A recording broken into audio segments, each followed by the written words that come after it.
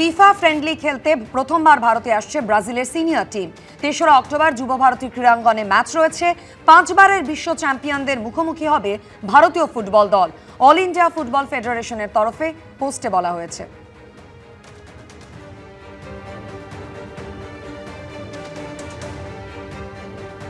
ইতিহাসের সাক্ষী হতে চলেছে কলকাতা এবং সল্টলেক স্টেডিয়ামে পুজোর আগে ৩রা অক্টোবর ব্রাজিলের বিরুদ্ধে men in blue Indian team খেলবে।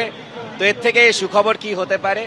ধন্যবাদ জানাই এআইএফএফকে তাদের উদ্যোগে, যাতে আমরা এই ব্রাজিলের বিরুদ্ধে এই ম্যাচটা, কারণ বিশ্বকাপে আমরা দেখছিলাম যে আমরা অন্যান্য দেশের হয়ে আমাদের সবাই ফ্যানরা বিভক্ত হচ্ছিলাম, চিয়ার করছিলাম, কেউ ব্রাজিলের জন্য, কেউ আর্জেন্টিনার জন্য, কেউ স্পেনের জন্য, কেউ পর্তুগালের জন্য।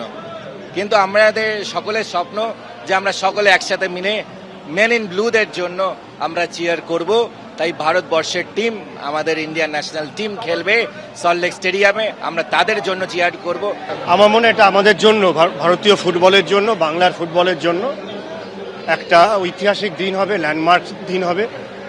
রাজ্য সরকারের সহযোগিতায় আমরা ম্যাচটা ভালোভাবে করতে পারি, এটাই আমাদের চেষ্টা। এবং আমাদের জাতীয় দল ভালো খেলুক, ভালো টিমের বিরুদ্ধে খেলুক, যাতে তাদের উন্নতি হয়, এই চেষ্টা নিয়ে আমরা এগোবো। আমরা এর আগে দর্শক ছিলাম, এবার খেলোয়াড় হব। আমরা মাঠে পারফর্ম করব। এতদিন ধরে অন্যের জন্য হাততালি দিয়েছি।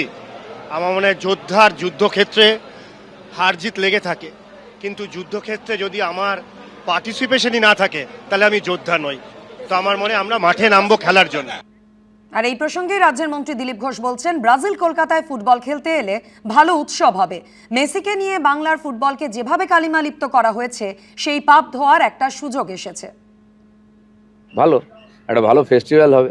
মেসিকে নিয়ে এসে যে কালিমালিপ্ত হয়েছে বাংলার ফুটবল, কমপক্ষে ব্রাজিলকে নিয়ে এসে এটা ধোয়ার একটা সুযোগ এসছে, পাপ ধোয়ার।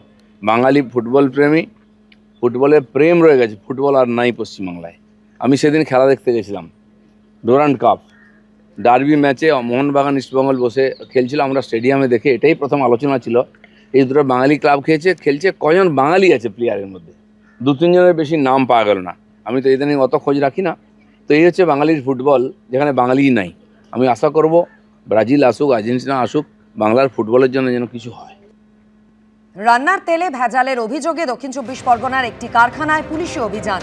দক্ষিণ 24 পরগনার বিষ্ণুপুরের ওই কারখানায় সর্ষের তেলের সঙ্গে পাম তেল মিশিয়ে বিক্রি করা হচ্ছিল বলে অভিযোগ।